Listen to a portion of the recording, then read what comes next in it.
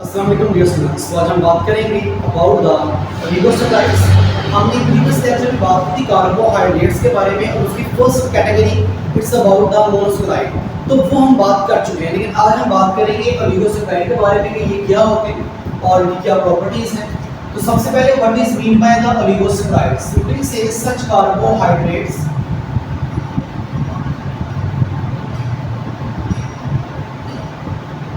give 2 to 9 units of monosaccharides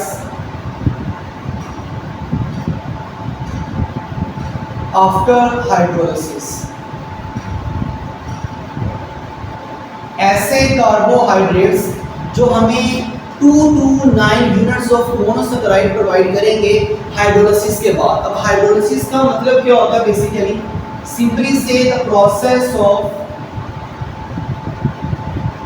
breakdown of polymers into monomers।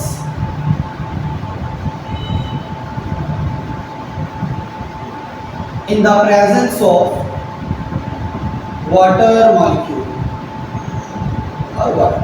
तो पानी की मौजूदगी में किसी मैक्रोमोलेक्यूल का पॉलीमर का स्मॉल यूनिट्स में मोनोमर्स में ब्रेक करना, टूटना, this is about the hydrolysis. तो ये हाइड्रोलिसिस के बाद हमें क्या प्रोवाइड करेंगे? 2 to 9 यूनिट्स प्रोवाइड करेंगे इसके मोनोसैकराइड्स में। अब इसी की बेस पर अगर हम इसकी क्लासिफिकेशन स्टडी करते हैं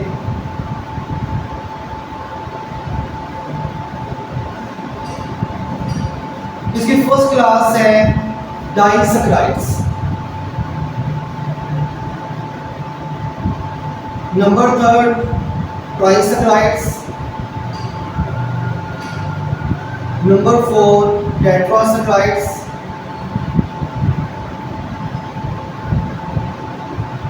एक्स्ट्रा। अगर हम यहाँ पे मेंशन करें कि आपके पास what is mean by disaccharide, disaccharides क्या होते हैं, तो सिंपली से डाई का वर्ड यूज करते हैं 2 के लिए। तो ऐसे ओलिगोसैकराइड जो हाइड्रोलिसिस के बाद हमें 2 यूनिट्स देंगे मोनोसैकराइड्स के, they are known as the disaccharide. तो सिंपली से these disaccharide give the 2 units of monosaccharides after hydrolysis.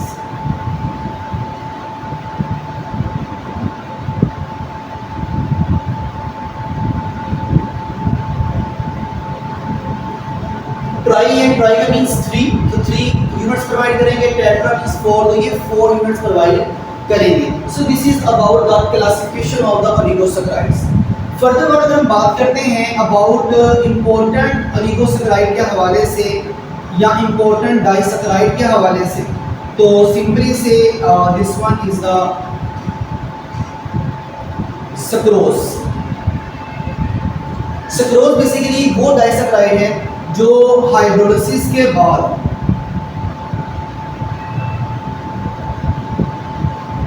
क्या प्रोवाइड करेगा? Glucose and fructose. Sucrose after hydrolysis give the 2 units of monosaccharide, glucose and fructose. तो previous lecture में glucose fructose के बारे में discuss कर चुके हैं कि बोथ आर द हेक्सोसिस मोनोसैकराइड के हमारे पास। तो दिस वन। अब अगर हम इसकी रिएक्शन के हवाले से बात करें, सक्रोज का फॉर्मूला है C12H22O11। It give reaction with the water, क्योंकि हम हाइड्रोलिसिस करवा रहे हैं और वाटर की प्रेजेंस में आपके पास एक पॉलीमर मोनोमर में ब्रेक करेगा। This one is about the large molecule that is gives a monosaccharide after react with the water. तो जब वाटर के साथ इसको रिएक्ट करवाएंगे तो हमारे पास यहाँ पे ग्लूकोज बनेगा C6H12O6, फ्रक्टोज आएगा C6H12O6। अब इन दोनों में डिफरेंस क्या होगा, कैसे डिफरेंस करेंगे? अगर तो आपको इसका पता है कि तो प्रीवियस लेक्चर में इसके बारे में बात की थी, तो आप इसको बेहतर तरीके से जानते हैं कि हम इसको स्ट्रक्चर की बेस पे डिफरेंशिएट करेंगे।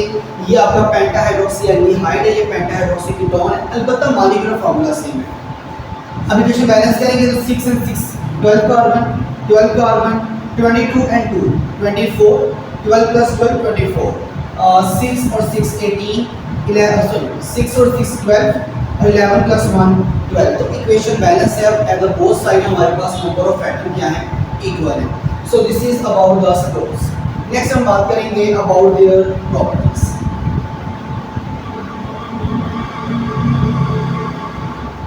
अगर हम प्रॉपर्टीज को डिस्कस करें, हमने कल कुछ प्रॉपर्टीज पर मोनोसैकेराइड्स की ऑलमोस्ट प्रॉपर्टीज हमारे पास सेम है। जैसे हम कहते हैं first one, oligosaccharides are white crystalline solid.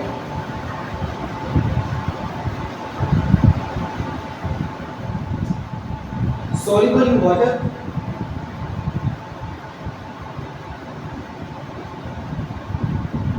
oligosaccharides are hydrolyzable,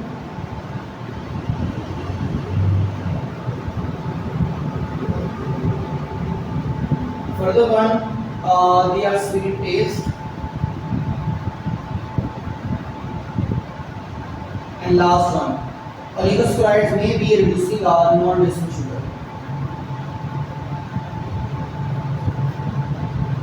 Reducing or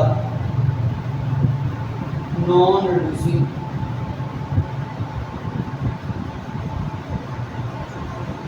sugar. So these are the 5 different properties of the oligosaccharides. इसके बाद हम बात करेंगे about the third type of carbohydrate. This one is about the polysaccharides.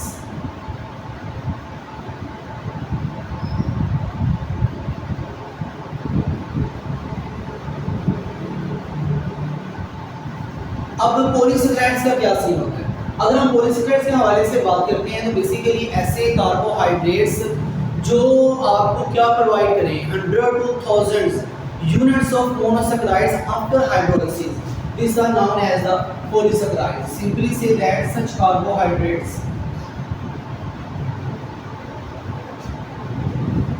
give 100 to thousands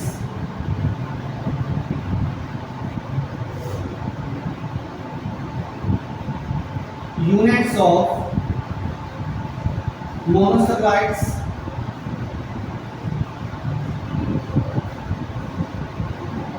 after hydrolysis. This one is about the polysaccharides. Now next one about the examples.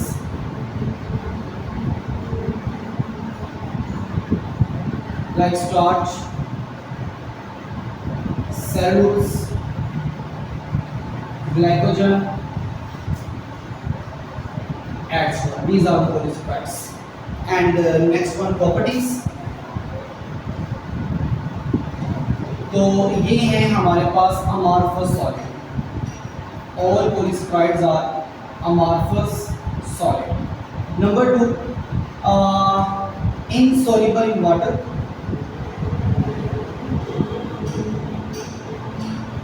Hydrolysable है कि hydrolysis possible है, तो उसके बाद में हमें क्या मिलेंगे,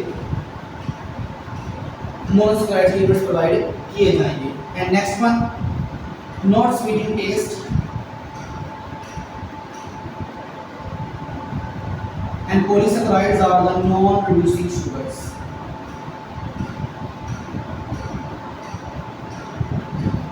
these are the properties of the polysaccharide. तो ये आप डेफिनेशन एग्जांपल प्रॉपर्टीज के हवाले से हो जाएगा। अच्छा, यहाँ पे एक बात बड़ी इंपॉर्टेंट है, वो ये कि तमाम पॉलीसैकेराइड जब जैसे स्टार्च है, सेलुलोज और ग्लाइकोजन है, जब ये हाइड्रोलाइसिस करेंगे तो हाइड्रोलाइसिस करने के बाद कौन सा मोनोसैकेराइड प्रोवाइड करते हैं? तो बेसिकली स्टार्च, सेलुलोज, ग्लाइकोजन ये कंप्लीट आफ्टर द हाइड्रोलाइसिस हमें प्रोवाइड करते हैं क्या?